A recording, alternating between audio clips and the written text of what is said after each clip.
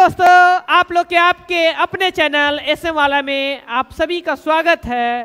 और आप लोग को आज नया वीडियो लेकर आ रहे हैं जो आने वाले हैं एसएससी जीडी के एग्जाम और एसएससी जीडी के एग्जाम का सिलेबस बताने वाले हैं आज के वीडियो में कि अगर हम तैयारी करें तो हमको तैयारी रणनीति के साथ करना होगा, पूरे रणनीति बनाकर तैयारी करना होगा। क्योंकि आप जान रहे हैं जितने आर्मी वाले बच्चे हैं सारे के सारे बच्चे एसएससी जीडी पे लग गए हैं और एसएससी जीडी बहुत ही ज़्यादा वैकेंसी आने वाला है। तो इसका जो तैयारी करेंगे हम लोग आज ही से लग जाएं और पूरे रणनीति के साथ लग जाएंगे। कुछ बच्चे तो क्या करने लगते हैं कि मैथ पूछता है, रीजनिंग पूछता है, हिंदी पूछता है, जीके जीएस पूछता है, लगते हैं पढ़ने की, चलो मैथ पढ़ने चलते हैं, चलो मैथ पढ़ने चलते हैं। लेकिन बाबू इस बात का ख्याल रखिएगा कि मैथ तो पढ़ना ही है लेकिन रणनीति के साथ पढ़ना है। हमको जानना है कि मैथ में क्वेश्चन कहां से आता है, मैथ क्वेश्चन कहां से पूछता है और पूछता है तो किस टॉपिक से पूछता है।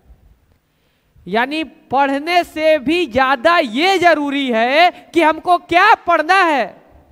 पढ़ने वाले की तो संख्या लाखों लाख में पड़ा हुआ है लेकिन सबका रिजल्ट थोड़ी होता है। रिजल्ट तो उसी को होता है जिसको ये मालूम रहता है कि हमें क्या पढ़ना है और कहां से क्वेश्चन आएगा। पता चलेगा कि आप 2015 2021 में कहां से किस टॉपिक से कितना क्वेश्चन आपके एग्जाम में पूछा था, उसके अकॉर्डिंग इस बार भी हम लोग तैयारी करना स्टार्ट करेंगे और हम लोग रणनीति के साथ तैयारी करेंगे। ताकि अगर रणनीति नहीं रहेगा तो आपका तैयारी होने वाला नहीं है। क्योंकि कोई काम स्टार्ट करने से पहले, घर बनाने से पहले उसका आप रणनीति करते हो कि घर का नक्शा बनवाते हो कि घर का नक्शा अगर बन जाता है तब ना घर पिलर स्टार्ट होता है। वैसे ही सबसे पहले हम लोग पढ़ाई का अपना नक्शा तैयार कर लेंगे, उसके बाद उसके अकॉर्डिंग पढ़ना क्या कर देंगे, स्टार्ट कर देंगे।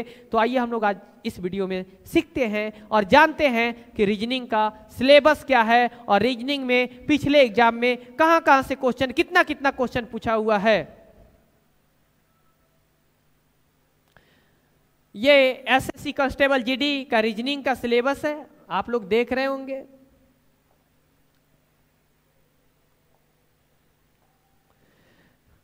दिशा परीक्षण डायरेक्शन से एक पेपर में केवल एक क्वेश्चन पूछा है और बाद बाकी पेपर में नहीं पूछा है। तो डायरेक्शन पढ़ना है लेकिन उतना भी हम लोग को इस पे ज़्यादा फोकस नहीं करना है, उतना ही पढ़ना है जितना कि हम लोग एग्जाम में बना पाए। क्योंकि ज़्यादा क्वेश्चन नहीं दिया, एक ही क्वेश्चन दिया, वो भी एक एग्जाम में एक शिफ्ट में केवल क्वेश्चन दिया वो। दूसरा पासा है, पासा से सारे एग्जाम में तो नहीं क्वेश्चन पूछा है लेकिन 1 2 3 4 5 पेपर में एक क्वेश्चन पासे से भी पूछे हुए हैं। तो हम लोग पासा का भी तैयारी करेंगे, पासा भी टॉपिक पढ़ेंगे। क्योंकि हो सकता है कि बूंद बूंद बूंद से ही तालाब भरता है ना, एक नंबर के लिए हमारा छूट जाए तो उसको छोड़ना नहीं, उसको भी पढ़ना है, पासा को भी पढ़ना है। आयु, इससे 2 क्वेश्चन इससे भी पूछा है तो मैट्रिक्स जिसको बोलते हैं तो इसको भी हम लोग को पढ़ना होगा। शब्द निर्माण, शब्द निर्माण से भी 2 पेपर में एक एक क्वेश्चन आया तो शब्द निर्माण को भी हम लोग को पढ़ना होगा। रक्त संबंधी ब्लड रिलेशन से भी सारे एग्जाम में एक एक क्वेश्चन पूछे हैं, 1 2 3 4 5 एग्जाम में एक एक क्वेश्चन पूछे हैं तो ब्लड रिलेशन को भी हम लोग मध्य नजर रखते हुए पढ़ेंगे।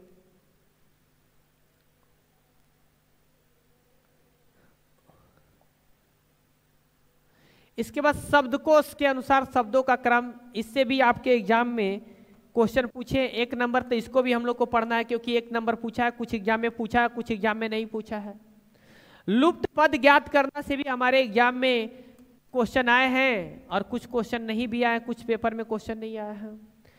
क्रम व्यवस्था परीक्षण से हमारे सभी एग्जाम में लगभग 1 नंबर आया हुआ है तो इसको भी हम लोग अच्छे से पढ़ेंगे। 1 नंबर 1 नंबर आया हुआ है। गणितीय संक्रियाएं, यानी इसको तो पढ़ना बहुत ही जरूरी है, ये सब चीज पढ़ना बहुत ही जरूरी है। क्योंकि ये देख रहे हैं ना सारे एग्जाम में 1 2 2 क्वेश्चन पूछा है, कम से कम 1 क्वेश्चन और ज्यादा से ज्यादा 2 क्वेश्चन, तो इसको पढ़ना तो बहुत जरूरी है। वर्गीकरण का बात किया जाए, इसको भी पढ़ना बहुत जरूरी है क्योंकि कम से कम 1 क्वेश्चन और ज्यादा से ज्यादा आपका 3 क्वेश्चन भी यहां से आया हुआ है। कुछ पेपर ऐसा है जहां उसमें एग्जाम में क्वेश्चन नहीं भी पूछा है। आगे देखेंगे खाली स्थान को भरना, तो खाली स्थान को भरना में आप देख रहे हैं कि सारे पेपर में, सारे एग्जाम में तो क्वेश्चन नहीं आए हैं लेकिन कुछ पेपर में आपका क्वेश्चन आया हुआ है और 1 क्वेश्चन आया हुआ है। बैठक व्यवस्था, सिटिंग अरेंजमेंट, सिटिंग अरेंजमेंट सबसे VVI है। अभी ग्रुप डी में भी सबसे ज्यादा क्वेश्चन अगर पूछा है तो सिटिंग अरेंजमेंट से पूछा है। 1 2 1 2 यानी कि कम से कम एक क्वेश्चन और ज्यादा से ज्यादा आपका 2 क्वेश्चन पूछा है। आप लोग स्क्रीनशॉट भी खींच सकते हैं। वन आरेख आपके एग्जाम के लिए बहुत VVI टॉपिक है, क्योंकि सारे एग्जाम में एक एक क्वेश्चन इससे 1 नंबर आना ही आना है, आएगा ही आएगा।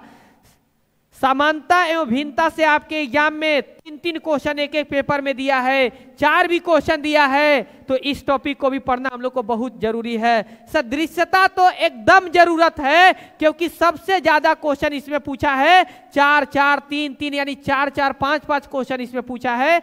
कम से कम 3 क्वेश्चन और ज्यादा से ज्यादा आपके एग्जाम में 5 क्वेश्चन सदृश्यता से पूछा है। तो इस टॉपिक को हम लोग अच्छे से पढ़ेंगे, अब पूरे अच्छे के साथ पढ़ेंगे, क्योंकि यहाँ 3 नंबर और 5 नंबर मेरा एकदम फिक्स हो जाएगा।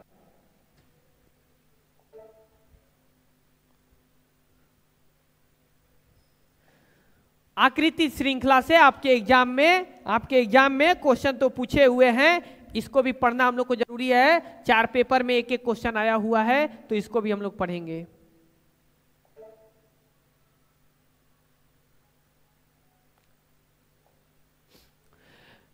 समस्या को सुलझाना भी पढ़ना है।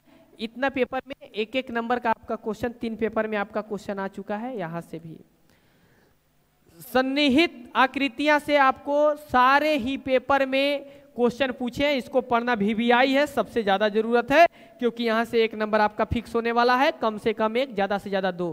कागज को मोड़ना और कागज को काटना से सारे एग्जाम में क्वेश्चन पूछे गए हैं, यानी इसको बहुत VVI में हम लोग लेंगे, क्योंकि यहां से सारे एग्जाम में एक क्वेश्चन पूछना ही पूछना है। इसके बाद दृश्य समृद्धि को भी हम लोग यहाँ से पढ़ेंगे।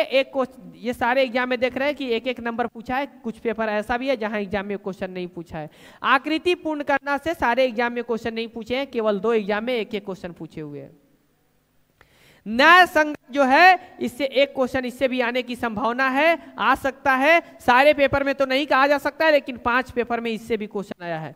दर्पण प्रतिबिंब से 1 2 3 4 5 पेपर में 1 6 7 पेपर में एक एक नंबर आए हैं, यानी दर्पण प्रतिबिंब को भी हम लोग को पढ़ना है। आकृति निर्माण में केवल 1 पेपर में एक क्वेश्चन आया है, लेकिन फिर भी हम लोग के सिलेबस में इसको पढ़ना जरूरी है, इसको भी हम लोग पढ़ेंगे। शब्दों का तार्किक क्रम से हमारे एग्जाम में केवल 2 पेपर में एक एक क्वेश्चन आया है, इसको भी हम लोग पढ़ेंगे, क्योंकि न जाने इस बार दे तो क्या करेंगे। अंक गणितीय तर्क शक्ति से हमारे पेपर में एक क्वेश्चन सारे एग्जाम में दिए हुए हैं लगभग। कुछ पेपर ऐसा भी है जिस पेपर में आपका क्वेश्चन नहीं आया हुआ है। तो ये हुआ 27 टॉपिक।